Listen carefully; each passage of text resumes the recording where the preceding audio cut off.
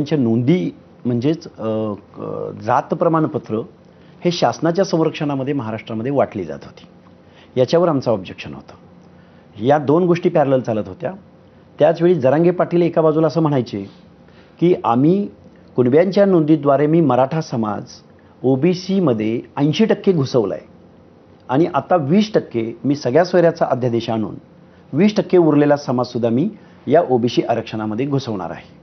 ही भूमिका जरांगे पाटील वेळोवेळीच्या तुमच्या मीडियाच्या माध्यमातून या महाराष्ट्रामध्ये सांगत होते. त्याचवेळी महाराष्ट्राचे मुख्यमंत्री किंवा प्रत्येक पक्षाचा प्रमुख किंवा जबाबदार शासनकर्ते हे असं म्हणायचे की आम्ही ओबीसी आरक्षणाला धक्का लागू देत नाही आहोत किंवा धक्का लागणार नाही. मग एकाच टायमिंगला एकतर जरांगे पाटील खरं बोलत होते किंवा शासन खरं बोलत होतं, किंवा जरांगे पाटील तर खोटं बोलत होते किंवा शासन खोटं बोलत होतं. दोघांपैकी एक जण कोणतरी खरं किंवा खोटं बोलतंय ही भावना माझ्या मनामध्ये तीव्र होती.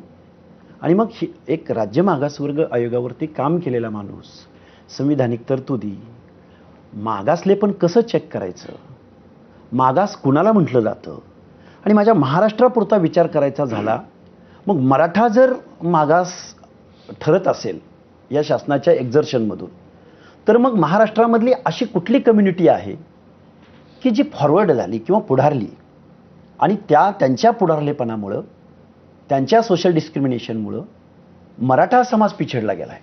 अशी काय परिस्थिती या माझ्या महाराष्ट्रामध्ये उद्भवली, ही भावना माझ्यासारख्या कार्यकर्त्याला कुठं स्वस्थ बसू देत नव्हती. पहिला मुद्दा, आता जरांगेही काही प्रश्न उपस्थित करतात. त्यांचा एक तर मुद्दा हा आहे की आत्ता ज्या सगळ्या पाहण्या आणि अहवाल आणि असं करून मराठ्यांना आरक्षण देण्याचा जेव्हा विचार येतो तेव्हा ह्या सगळ्या गोष्टी दाखवल्या जात आहेत. जेव्हा आपल्याकडं मंडल कमिशन लागू झालं त्यावेळेला काय होतं असं की ज्याच्या जोरावर इतकं आरक्षण दिलं गेलं, ज्याचा फायदा धनगर समाजाला, माळी समाजाला मुख्यत्वे मिळतोय, मिळाला, तर तेव्हा तुम्ही शासनानं आदेश काढून तो निर्णय घेतला. आम्हाला द्यायची वेळ येते तेव्हा मात्र हे सगळं करावं लागतंय. हा झाला एक भाग. दुसरा भाग की आत्ताची वेळ का निवडली, म्हणजे इलेक्शनचे निकाल लागले, त्याच्यामध्ये एक प्रकारे मराठा समाजाचा रोष मराठवाड्यामध्ये सत्ताधारी पक्षाला अनुभवायला मिळाला, तर त्याची पार्श्वभूमी ते कारण आहे का? आणि तिसरी गोष्ट की सांगोला हे तुमचं गाव आहे, तर मग सांगोल्यात बसायचं सोडून तुम्ही जालना जिल्ह्यामध्ये जाऊन बसण्यामागचा काय हेतू होता की जर जरांगे पाटील तिथं करतात तर आम्ही तिथं करू, अशी त्याच्यामागची काही भावना होती? भावना त्या पाठीमागची अशी होती की याच्या अगोदर जरांगे पाटलांनी आंदोलनं केली. जरांगे पाटलांच्या आंदोलनाला या महाराष्ट्र शासनानं वेळोवेळी रेड कार्पेट घातलं, एंटरटेन केलं. पण त्याचवेळी ओबीसीचे माझ्या सावित्रीमाईंच्या जन्मगावी नायगावला एक जमदाडे नावाचा युवक जवळजवळ 10, 11, 12 दिवस उपोषण करत होता. तिथं साधा तिथला लोकलचा प्रतिनिधीसुद्धा गेला नाही. त्याचवेळी भगवानगडाच्या पायथ्याशी एका गावामध्ये एक तरुण उपोषण करत होता. तिकडेही इथलं शासनकर्ता कोणीही गेला नाही, जबाबदार पर्सन. मग ओबीसींच्या आंदोलनांकडं, ओबीसींच्या मागण्यांकडं त्यांना काय म्हणायचं आहे नक्की, याकडं इथलं शासन वेळोवेळी दुर्लक्ष करत आलं आहे. तर मग मी एक चळवळीमधला कार्यकर्ता होतो. थोडंसं जालना जिल्हा हा ओबीसींच्या चळवळीचा केंद्रबिंदू राहिलेला आहे. त्या अंबड तालुक्यामध्ये मंडल स्तंभ आहे भारतामधला पहिला, तिथं आमचं वेळोवेळी जाणं येणं होतं. माझ्या पश्चिम महाराष्ट्रामध्ये थोडंसं ओबीसी चळवळीच्या बाबतीमध्ये एक भूमिका पुढे यायला हवी होती.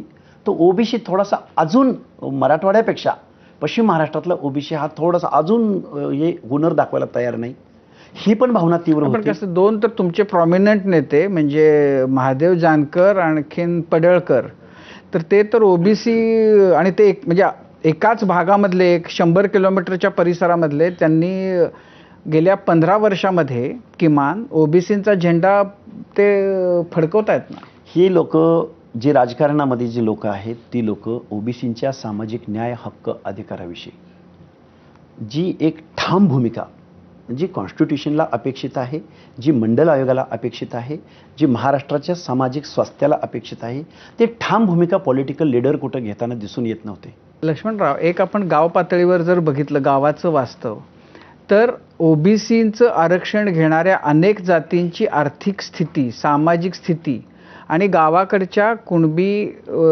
किंवा पश्चिम महाराष्ट्रामध्ये मराठा जातीतली लोक, त्यांची आर्थिक स्थिती, सामाजिकच्या बद्दल